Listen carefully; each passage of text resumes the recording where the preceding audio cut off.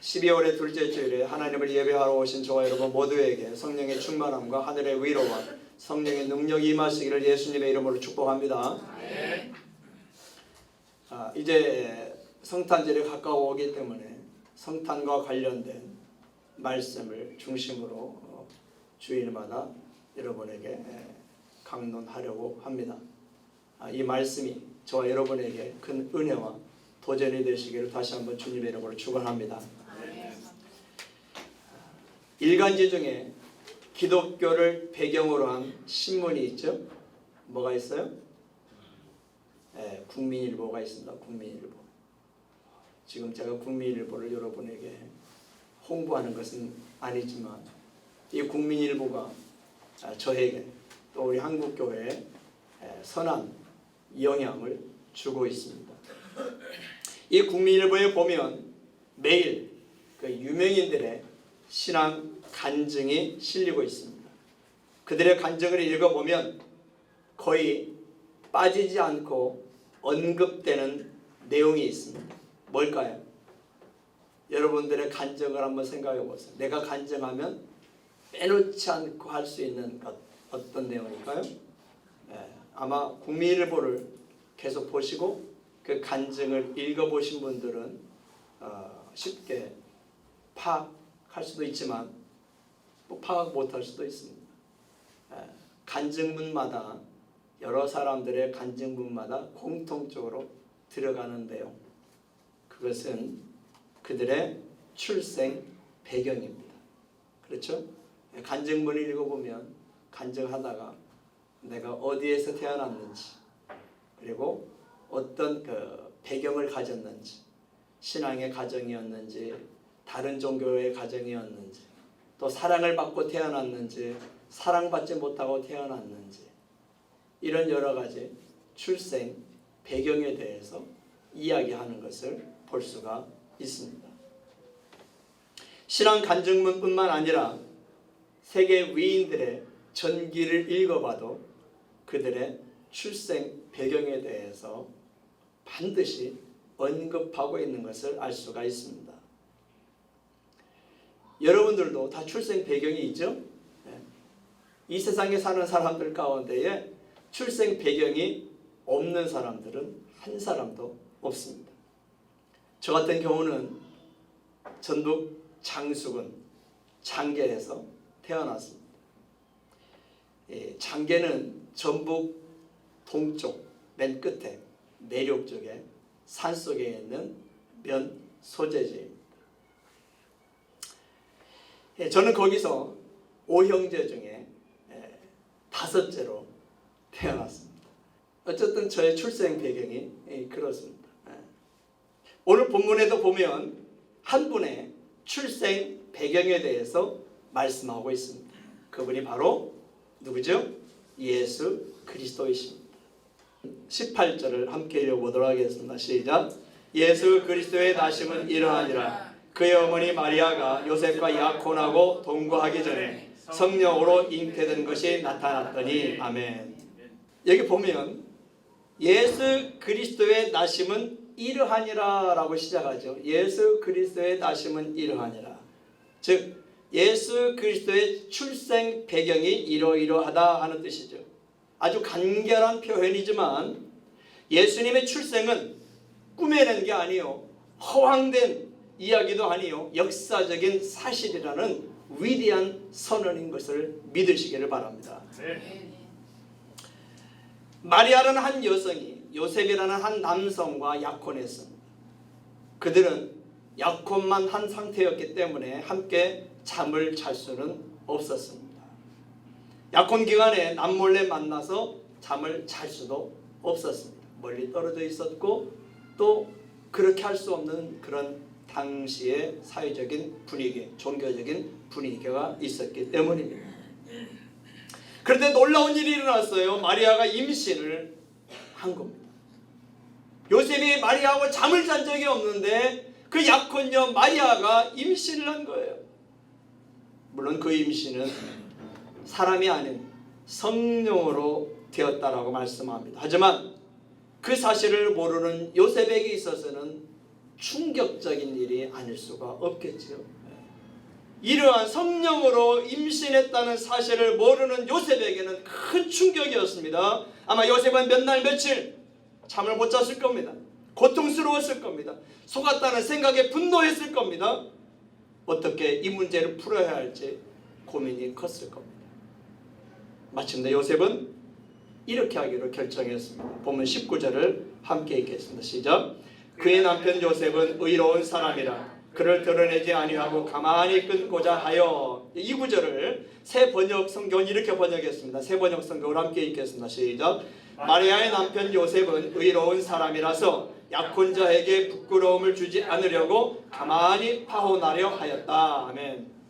요셉은 마리아에게 부끄러움을 주지 않으려고, 즉 마리아가 부끄러움을 당하지 않게 하려고, 마리아가 사람들에게 수치를 당하지 않게 하려고 조용히 가만히 파혼하려고 마음을 먹었다는 겁니다.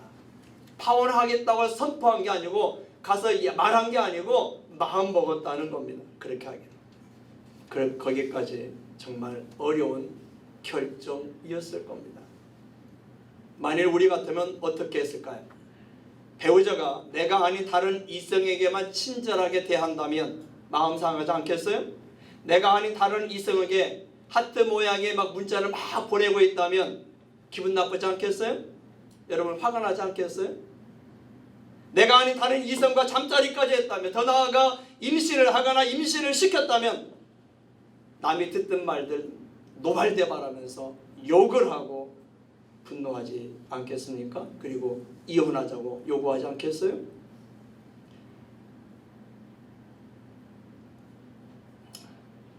요즘에 세간에 그런 뉴스가 있습니다. 부인도 있고 자녀도 있는 우리나라 모 재벌 회장이 다른 여자와 동거하고 자녀까지 두게 되었습니다. 그래서 본부인에게 이혼을 요구했죠. 그런데 이 본부인이 나는 가정을 지키겠다 해서 이혼 요구를 들어주지 않았습니다. 그러니까 이 회장이, 재벌 회장이 이혼 소송을 냈습니다. 결국은 이 본부인도 이제 아주 거액의 위자료를 요구하면서 맞소송을 했습니다. 이혼 맞소송을 한 거지요. 우리나라 최대의 위자료를 요구했다고 합니다. 그런 거예요. 그런데 마리아의 남편 요셉은 그렇게 하지 않았습니다. 그는 오히려 마리아를 보호하기 위해서 마리아가 수치를 당하지 않게 하려고 조용히 파혼하려고 했습니다. 어떻게 그게 가능했을까요? 본문 19절은 요셉이 그렇게 결정을 내리게 된 이유를 말씀하죠. 그것은 요셉이 의로운 사람이었기 때문이다 하는 것. 요셉은 의로운 사람이었기 때문에 마리아가 수치를 당하지 않게 하려고, 부끄러움을 당하지 않게 하려고 조용히 파혼하려고 마음을 먹었다는 겁니다.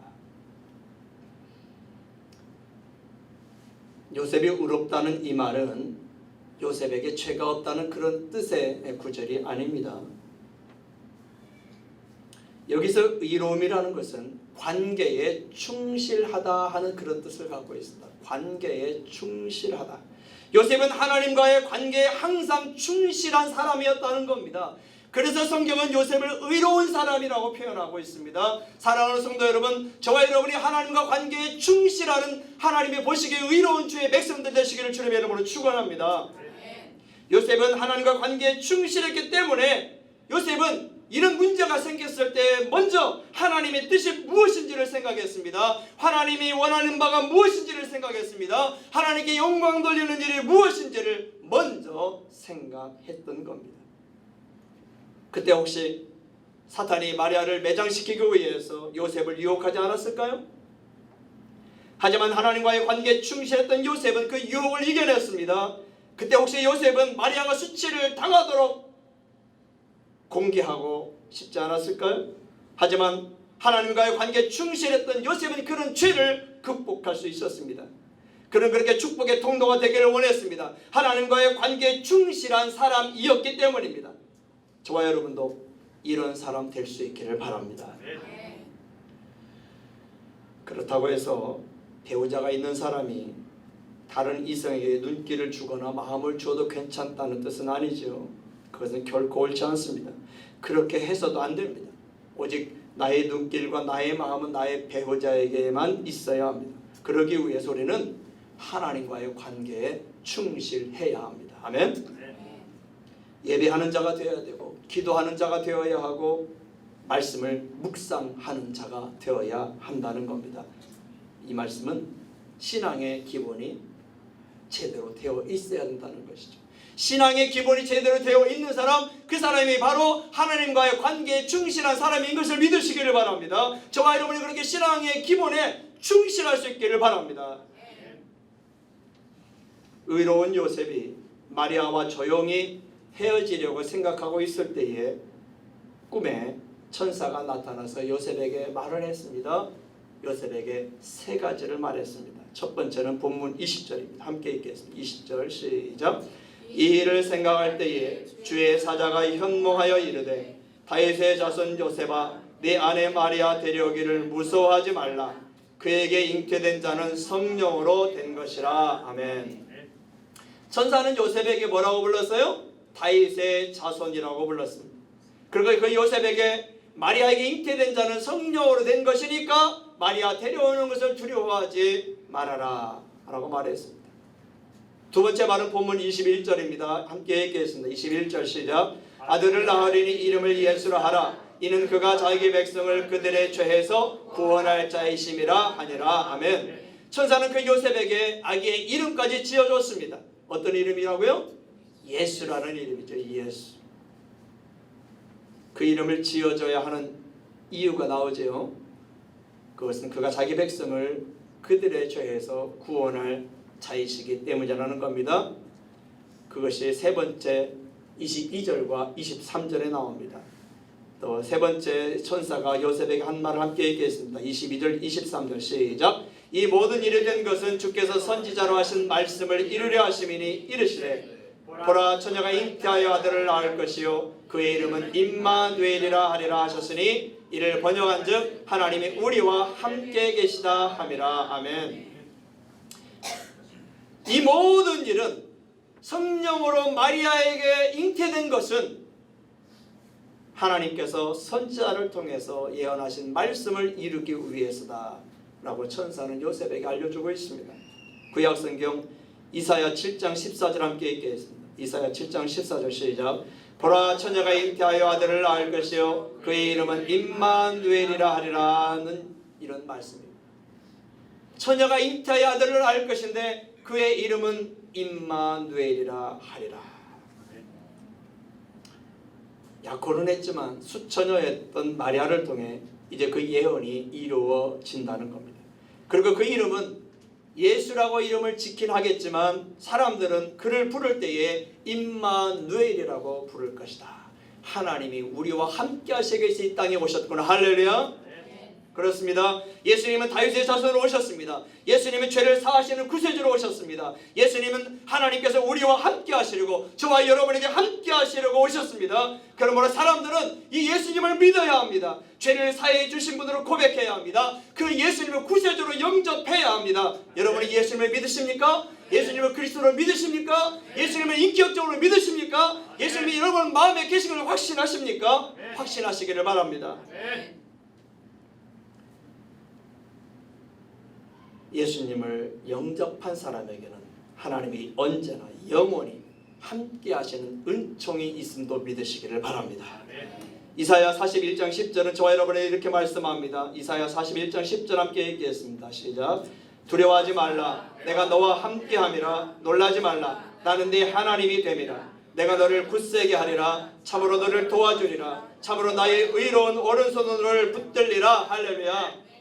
이 말씀을 기록된 문자로만 보지 마시고 하나님이 오늘 저와 여러분에게 주시는 약속으로 받으시기를 바랍니다. 이렇게 예수님이 이 땅에 오시기까지는 두 사람의 아름다운 순종이 있었습니다. 한 사람은 예수님을 잉태한 마리아요, 또 한 사람은 그의 남편 요셉입니다. 사복음서에 보면 이 마리아와 요셉에게는 공통점이 있음을 알 수가 있습니다. 어떤 공통점이 있을까요? 여러분 생각해 보세요. 요셉과 마리아, 그들이 약혼을 했습니다. 그리고 예수님이 잉태된 것을 받아들였습니다. 그들에게 어떤 공통점이 있을까요? 그것은 그들이 자기 생각을 내려놓고 하나님 말씀에 순종했다는 겁니다. 그들이 자기 고집을 내려놓고 하나님의 말씀에 순종했다는 겁니다.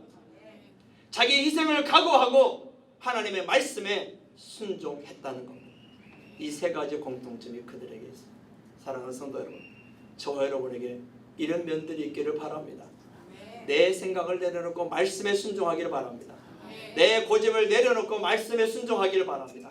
내 희생을 각오하고서라도 하나님의 말씀에 순종하기를 주님의 이름으로 축원합니다. 그렇게 했기에 이 요셉과 마리아는 복받은 자들이 되었습니다. 모든 세대 가운데 그 두 사람의 이름이 기억되고 있고 칭송을 받고 있지 않습니까?